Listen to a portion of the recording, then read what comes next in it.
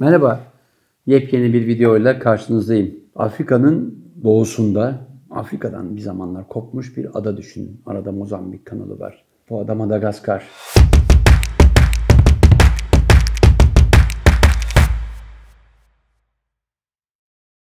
...33 yıl sonra Madagaskar'dayım. Tam 1987'de Madagaskar'da kemal trafiği için bulunmuştum. Bu bölgelerden geçmiştik. Aşağı yukarı 2200 kilometrelik bir parkurumuz vardı. Ama bize bahsedilen çok şeyden bir haber, bir yolculuk yaptık. Bir ekspedisyondu. Şu anda burada Madagaskar'da buranın meşhur Ölüler Bayramı'nı kutluyoruz. Yılın belirli dönemlerinde aileler geçmişte aralarında olan, sonradan kaybettikleri yakınlarının kemiklerini çıkarıp etrafında bir anma töreni, bir de bir ziyafet veriyorlar. Bulunduğumuz bölge çok ilginç. Güneyde bunun farklı versiyonları var ama burada bir orkestra sürekli çalıyor. Küçük kiosklarda insanlar içki alıyorlar, yemekler alıyorlar ve kutluyorlar. Sonra arkada gördüğümüz şu toplu mezarlıktan bütün aile bireylerinin kemikleri, cesetleri çıkarılıp etrafında bir anı, bir anma töreni yapıyorlar ama aralarında bazı insanlar ağlıyorlardı. Onlara da tanık olduk. Çok yakınlarını kaybetmişler. Anlamak gerekiyor ama dünyada cenaze olayı bu ayrı seremonidir. Ölü gömme merasimleri birbirinden farklıdır. Madagaskar'ın da önemli özelliklerinden biri böyle bir ritüele sahip olması. Evet, izliyoruz. Madagaskar nüfusu 25 milyon, eski bir Fransız sömürgesi. İnsanların renkleri, yaşam tarzları birbirinden farklı. Çünkü Afrika'dan gelmişler kadar Uzak Doğu'dan, yani Endonezya'dan, Malezya'dan ve Hindistan'dan gelenler de var. Bunlar zamanında buraya göçmüş insanlar. Ada gerçekten tam koruma altına alınmış bir floraya sahip. Dünyada eşi benzeri az bulunur baobab ağaçlarının 8 ayrı türü varmış. 7'si Madagaskar'da halen var. Baobab deyince aklımıza Küçük Prens kitabı geliyor. Malum Küçük Prens kendi gezegeninde baobab ağaçlarının o gezegeni parçalamasından korktuğu için tohumlarını atıyormuş. Çünkü garip bir ağaç, sanki kökleri gökyüzüne doğru uzanıyor, bulutları tutuyor ve genişleyen gövdesiyle de garip bir heykel gibi bir ağaç. 1000 yıla kadar yaşıyormuş bu ağaçlar. Birkaç yüzyıllığını gördük. Ama olağanüstü bir gökyüzüne uzanan, olağanüstü bir sanat eseri gibi. Ormanlarına girdiğimizde zaten birbirinden farklı türler. O ayrı bir konu. Başkent Antananarivo. Tana diyorlar yerli halk. Eski bir Fransız sömürgesi. Ülke çok yoksul.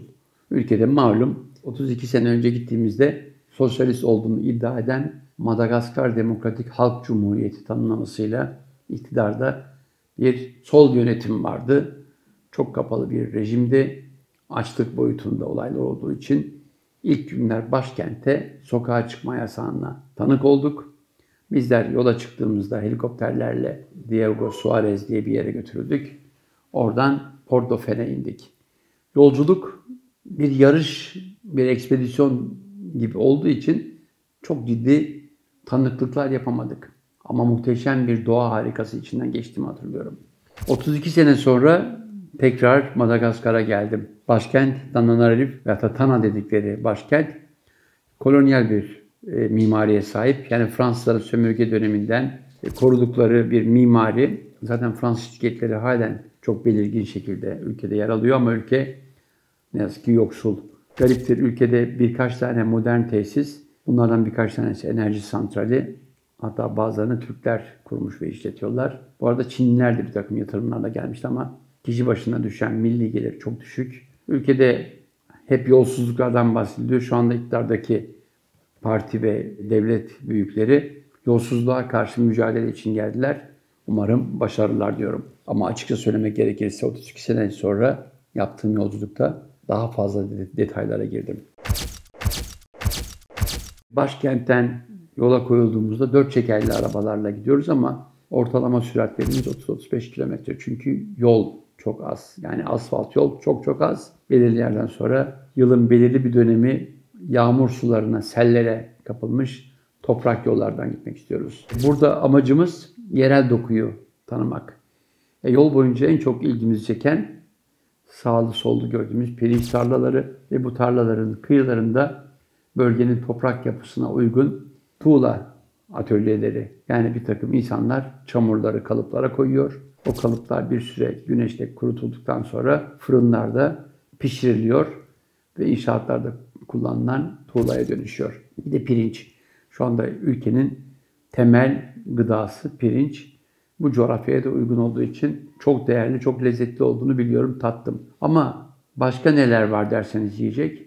Yine ülkeye özgün, dedim ya çok özgün florası var, baobab ağaçları gibi. Zebu adı verilen hörgüçlü sığırları çok meşhur. Eti de lezzetli. Niye hörgüç derseniz, valla onu bilemem. Çünkü Afrika'dan kopmuş. Büyük olasılıkla kurak bir ülke. Çünkü o coğrafyada, o paralel boyunca Afrika'da daha tropikal, daha savan, daha yeşil araziler var ama Madagaskar sanki yani uzaydan başka bir şekilde indirilmiş bir ada gibi. O yüzden zengin zaten florası. Bütün bunları yaparken o bölgede dikkatimizi çeken bir etkinlik zinciri vardı yol boyunca. Bu etkinlik mezarlarda yapılıyordu. Madagaskar'da karşılaştığım mezarlar da ilginç. Bazılarını fotoğrafladım. Mezarları çevreleyen duvarlarda ölülerin geçmişteki yaşamlarından fotoğraflar veya heykeller. 32 sene önce gittiğimde heykeller görmüştüm.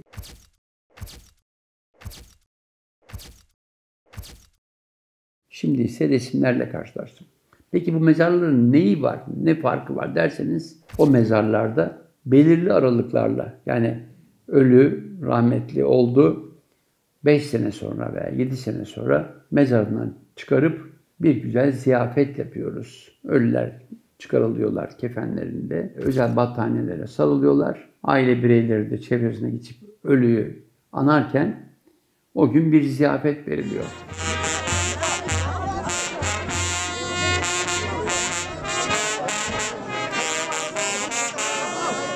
Ziyafet de içkili. Bir tarafta insanlar kiraladıkları müzisyenlerle, hatta bandolarla klasik Madagaskar malgaç müziğini yaparken, dans ederken diğer tarafta da ziyafet veriliyor.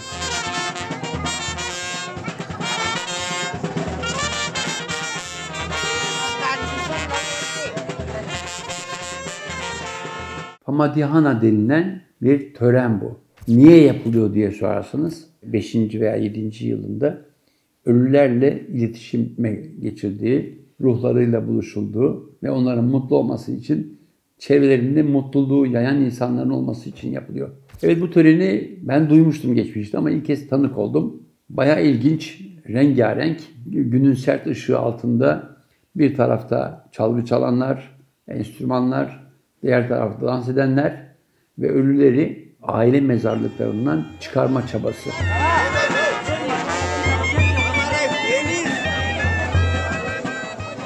Bütün bunlar bir anda oluyor, güneşin batışına kadar devam ediyor ve bunu aynı yol üzerinde birbirinden farklı yerlerde görebiliyorsunuz. Niye 5 ve 7 yılda yapıldığı konusunda biraz daha soru sorduğumuzda bize farklı cevaplar veriliyor. Bunlardan biri de yani zaten gariban insanlar. Yani bu töreni yaparken cesetleri mezardan çıkarttığınızda bir ziyafet vermeniz gerekiyor. Bunun için de para gerekir. Madagaskar'daki yolculuğumuza devam ederken topografya çok farklı. Olağanüstü yollardan geçiyoruz. Olağanüstü doğa manzaraları var. Ama bu bölgenin çok ilginç bir hayvan türü var. Belki bilirsiniz. Lemürler veya lemüryenler, Fransızlar lemüryen diyor. Bunlar bir tür sincaba benzer. Hatta böyle baktıklarında dik ayakta yürüyen ama birbirinden farklı türleri de var. Sakallısı var, uzun saçlısı var, kara gözlüsü var, simsiyah suratlısı var falan.